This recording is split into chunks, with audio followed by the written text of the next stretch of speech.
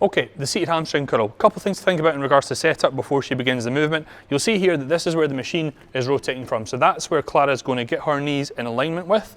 From there, this foot pad we're going to get just really at the bottom of the ankle position. Also, she's going to make sure that this pad here, there's not much space at all, if any, between our quads and the pad, because one of the coaching cues is going to be driving her quads up into the pad. Simultaneously, she's going to ensure there's no space between her lower back and that pad. And throughout the movement, she's going to focus on driving herself back and keeping herself nice and secure.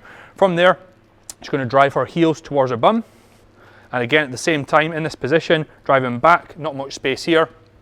Coming back up, nice and controlled, length in range, right back down.